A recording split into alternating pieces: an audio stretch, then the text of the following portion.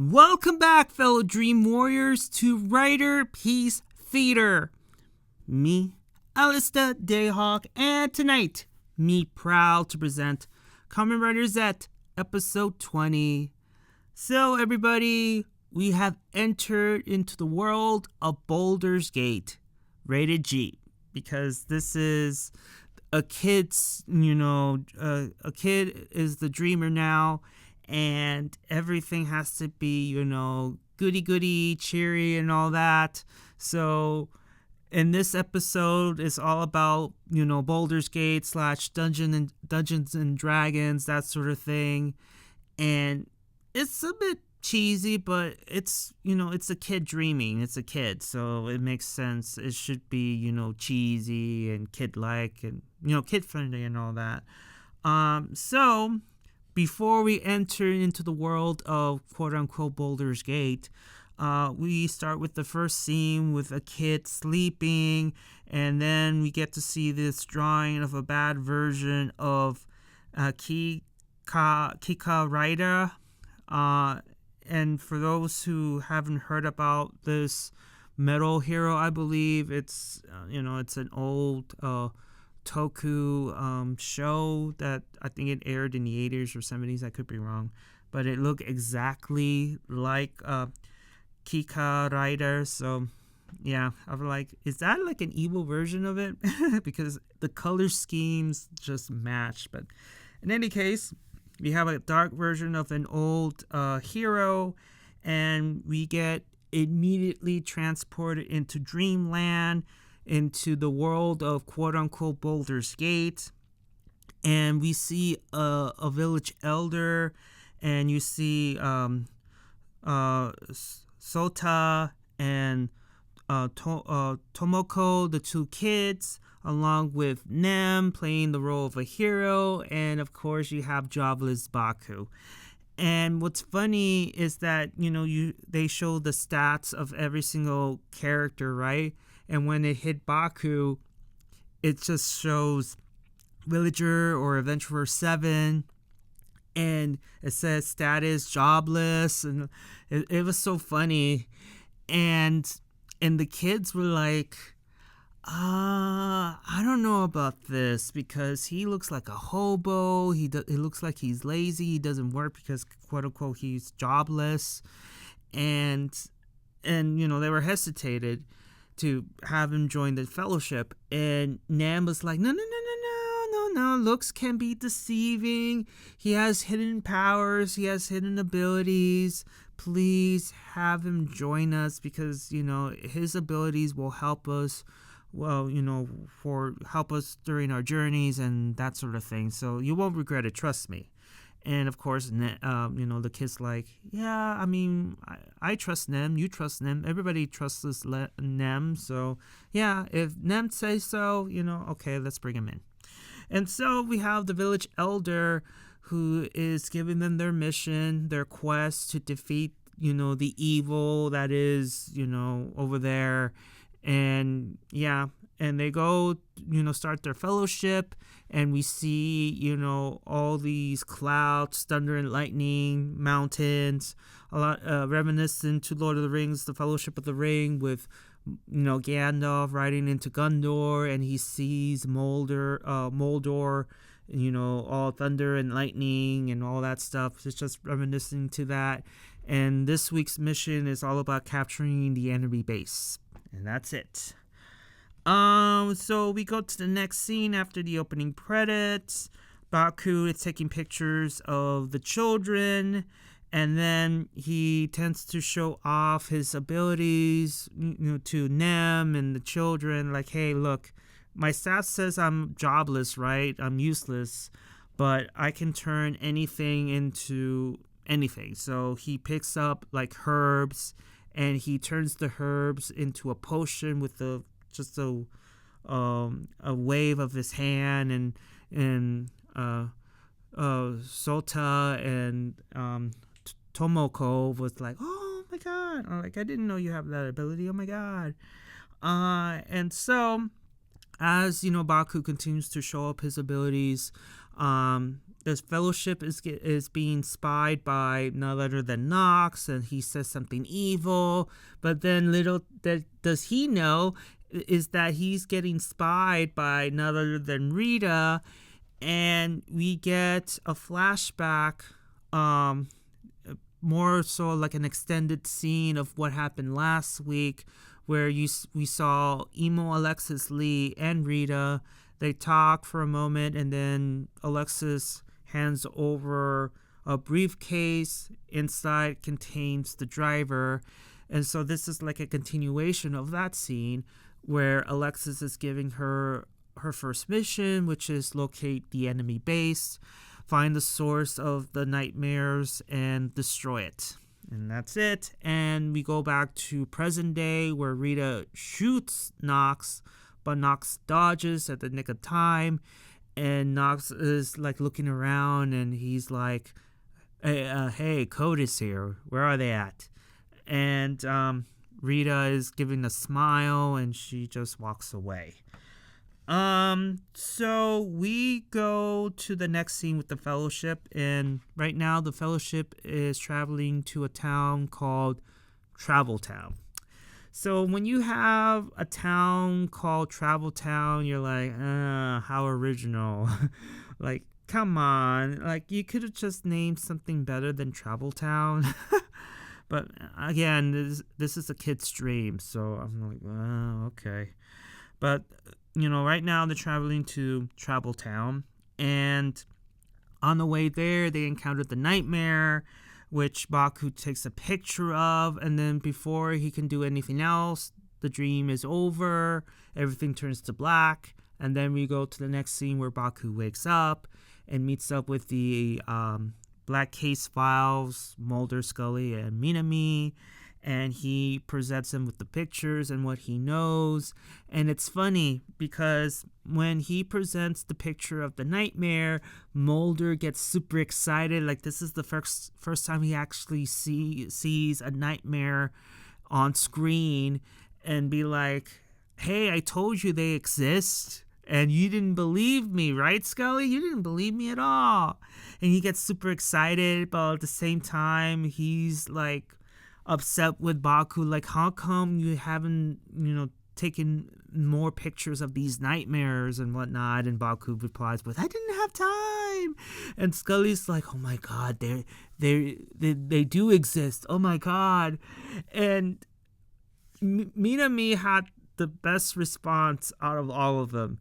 Because instead of, being like, oh my God, these monsters are real, like I should have believed my brother more, even though it's far-fetched, right? She replies with, oh, it's so cute. It's creepy, but it's cute. And all three of them just turns around to look at her, and Minami just looks at every single one of them and be like, what?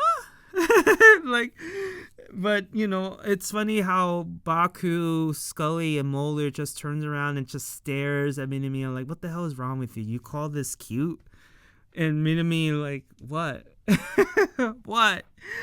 And then when it came to the kids, Scully only recognized the boy and grabs her camera and shows, the picture of the boy, like, hey, I've seen this kid before at some, kids club, and what I know about him is that apparently this kid who didn't have much of an interest in drawing ends up drawing this creepy looking version of an evil hero, or a superhero who just turned evil. And so Mulder asks, so do you think that this artwork is connected to the Black Case somehow? And, he just, maybe, I don't know. And so we go to the next scene with Rita meeting up with Emo Alexis, and she reports her progress. And she reports that, hey, I met with the enemy, I put a tracker on him, so it's only a matter of time when he will lead us to the secret base. But But you have Alexis be like, well, it's taking too long, so we're gonna go to plan B already. And Rita just didn't say anything. He just like, okay, I understand, and she just walks away, which ends the scene there. And I'm like, look, I understand that it's very important to destroy the source of the nightmares. I understand that.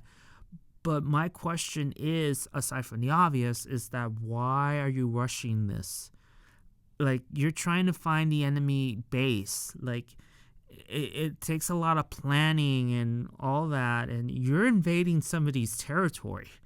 And yeah, it requires a lot of planning and timing and patience. But Alexis here is like, well, the first plan A, is not, it's not going as fast as he has hoped. So let's try plan B.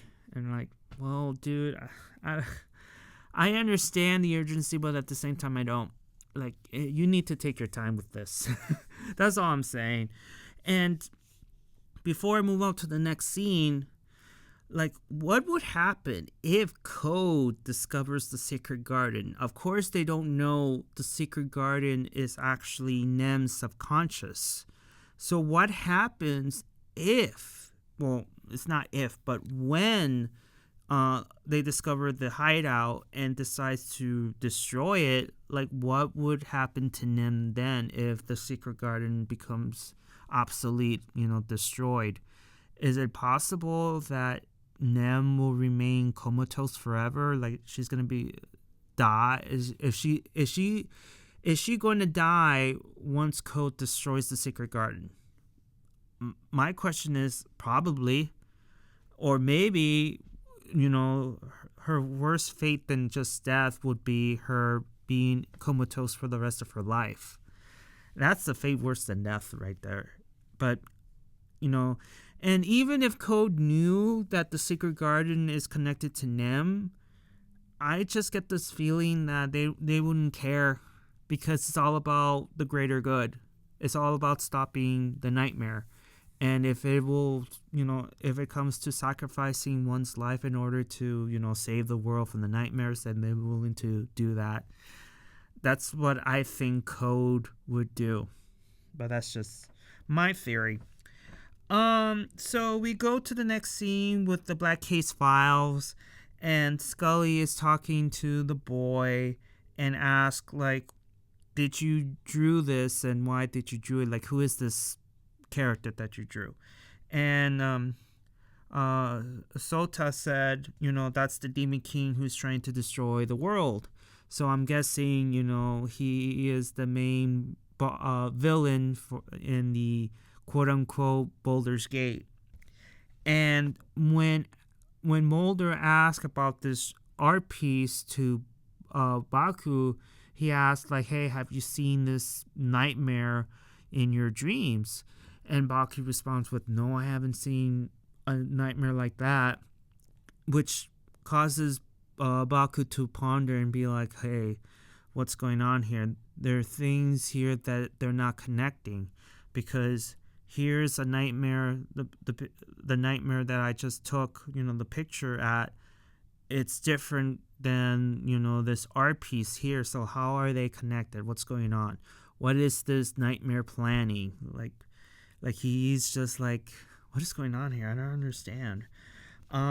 So Baku in the next scene goes to bed early, like around 3-4 in the afternoon, and Minimi is like, wait a minute, why are you sleeping this early for? Like, can you just wait until it's dark? And Baku responds with, well, the kid is the dreamer, and I can't wait until nightfall in order to sleep. Like, I'm much rather just sleep now and complete my mission than to wait until it's night, which I understand. And Minami is like, this is not normal. Like, why are you sleeping at 4 in the afternoon? It's not normal. But Minami, come on.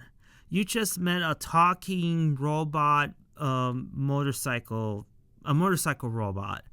And it threatened you to, keep silent and your brother is a spy and also a Kamen Rider that fights monsters. So is any of that normal to me? I'm just asking an honest question here.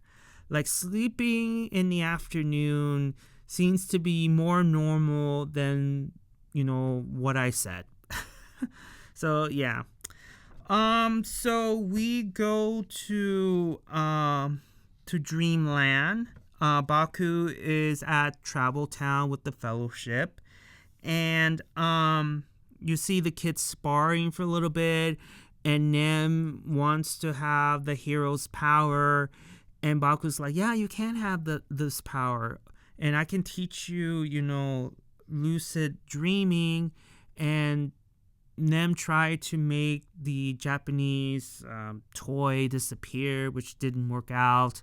And then the cute nightmare just pops out of nowhere and runs away, which causes Baku to tell Nem, hey, it's the nightmare.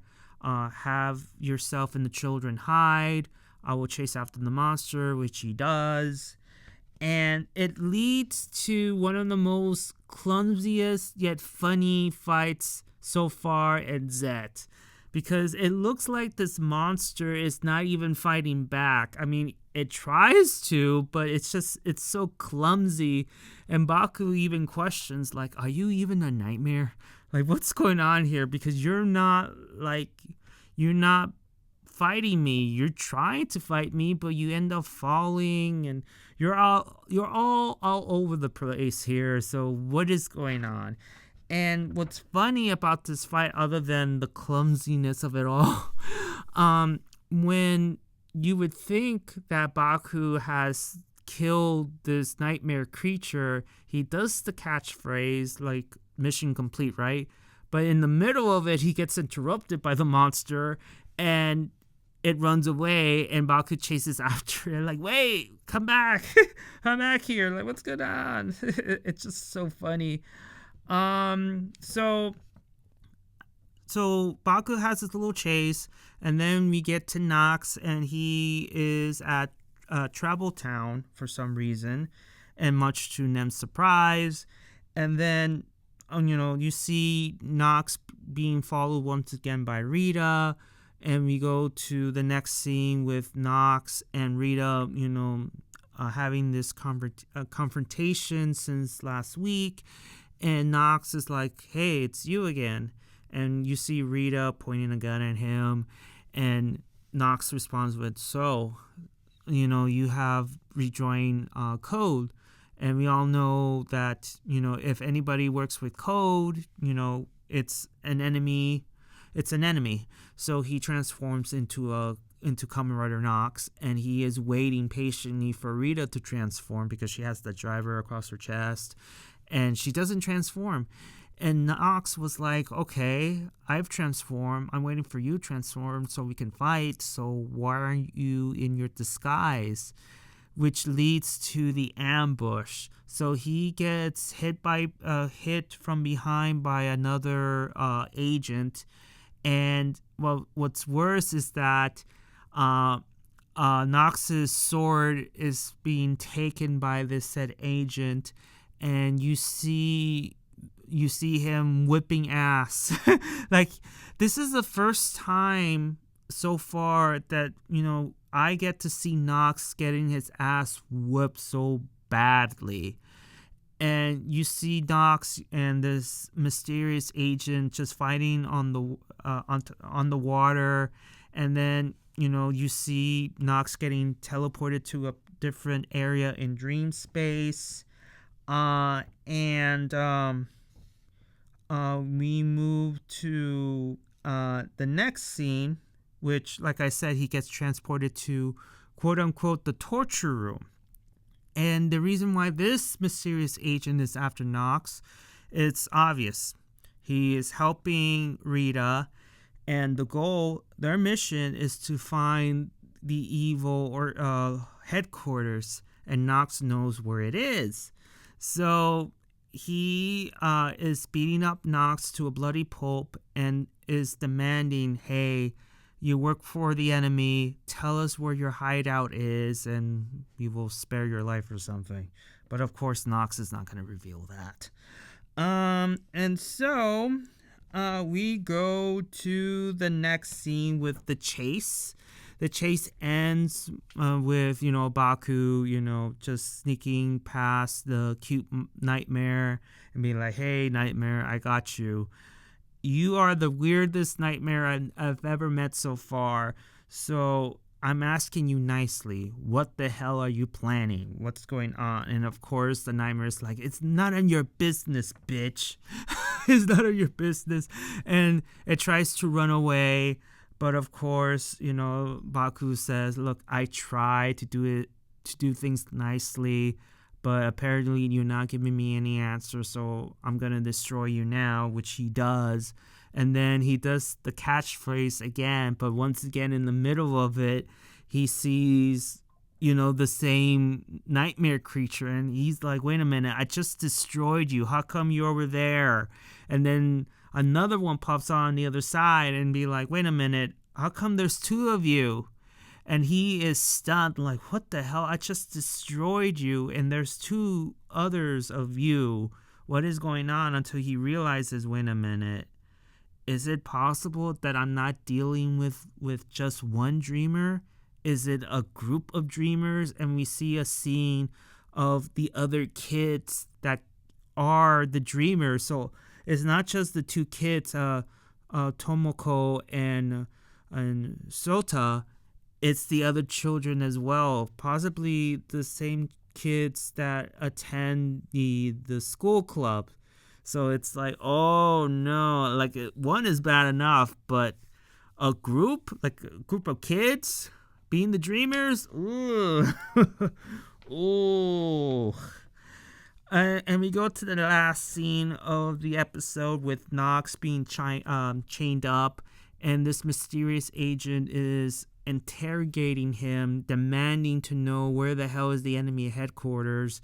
And we have Nox doing his evil monologue, and he responds with the bad dreams are connected from one person to a thorn, from a thorn to an epic bad dream. And then we get to the last scene where we see this weird-looking, creepy statue overseeing like a sea full of mines doors. And that's how the episode ends. So yeah, Baku, you're not dealing with just one dreamer, but you're dealing with, a group of dreamers, kids. God only knows how many of those kids are dreamers. So yeah, I don't know how he's gonna get out of this one, but he has to. He's the star of the show. He has to save the children from this cute, creepy-looking nightmare. And Nox, my God, like I'm so shocked because Nox always seems to be, the dominant one when it comes to fighting. Because, yeah, there was a couple of L's in Nox's belt, but he's still someone that you cannot mess with, and he has defeated Baku multiple times. But to see him be defeated in that style of fashion, and that secret agent using his own weapon against him, like, ugh. Yeah, and to see him all chained up, all helpless. But of course, Nox would not reveal the headquarters because, no, he's not.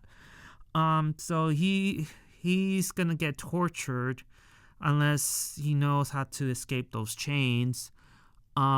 Again, I don't understand the urgency into finding the secret base, but it's just the dangers of Code discovering, the secret garden first.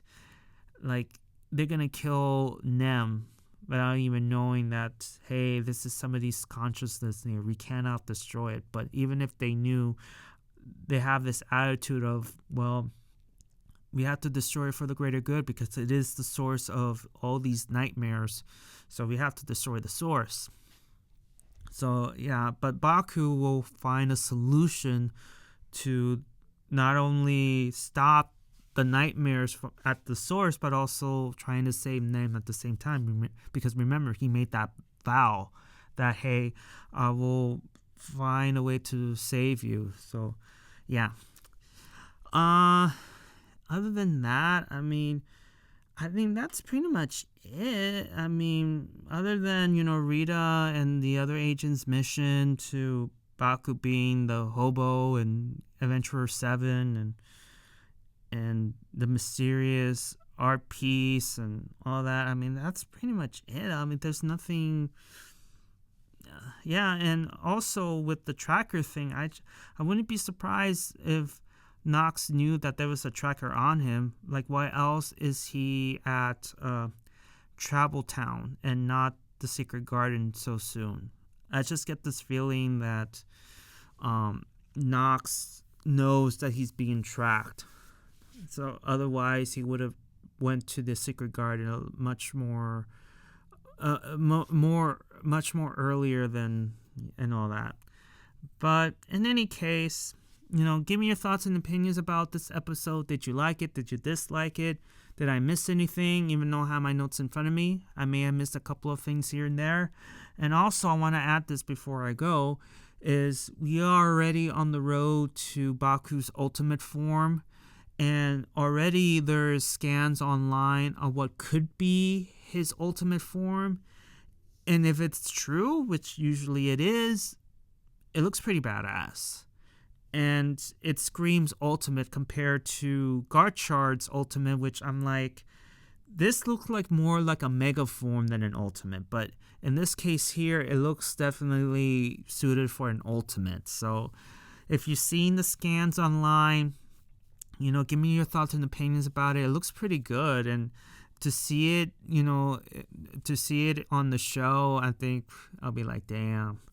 Like, already I will have a pre-order of that, figure already.